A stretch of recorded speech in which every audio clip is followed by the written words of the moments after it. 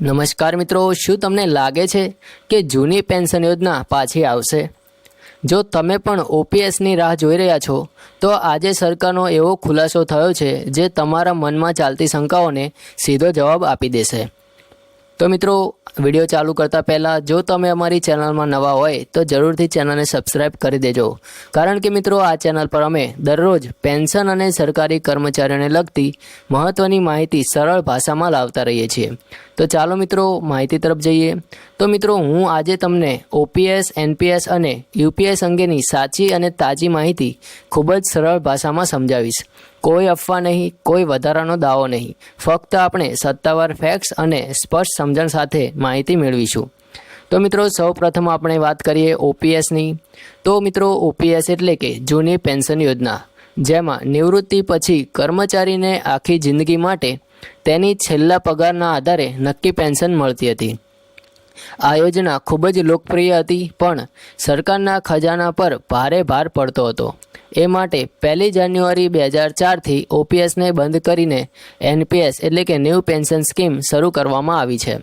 હવે એનપીએસમાં શું ફરક છે તેની વાત કરીએ તો નવી પેન્શન યોજનામાં કર્મચારી અને સરકાર બંને યોગદાન આપે છે અને પૈસા માર્કેટમાં રોકાય છે, અને નિવૃત્તિ પછી મળતી રકમ તમારા રોકાણના રિટર્ન અને એન્યુઇટી પર આધારિત હોય છે।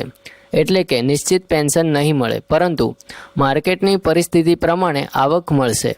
અને મિત્રો, આજે સંસદમાં નાણાપ્રધાન નિર્મલા સીતારમણે સ્પષ્ટ કહી દીધું છે કે કેન્દ્ર સરકારના એનપીએસ હેઠળના કર્મચારીઓ માટે ઓપીએસ ફરીથી લાવવાનો કોઈ પ્રસ્તાવ સરકારના વિચારાધીન નથી। મિત્રો, અહીં એક વાત એવી પણ છે કે યુપીએસ એટલે કે યુનિફાઈડ પેન્શન સ્કીમ, જે 1 એપ્રિલ 2025થી અમલમાં આવવાની હતી, એને યુપીએસનો ઉદ્દેશ એનપીએસમાં નિશ્ચિત પેન્શનનો આધાર ઉમેરવાનો છે। હવે મિત્રો, આપણે વાત કરીએ કે યુપીએસમાં શું મળવાપાત્ર રહેશે। તો તમારે મિત્રો નિવૃત્તિ પછી છેલ્લા 12 મહિનાની સરેરાશ બેઝિક સેલેરીના 50% જેટલી ગેરંટીડ પેન્શન યુપીએસમાં મળશે, અને એના માટે તમારે ઓછામાં ઓછી 25 વર્ષ સેવા આપવી ખૂબ જ જરૂરી રહેશે।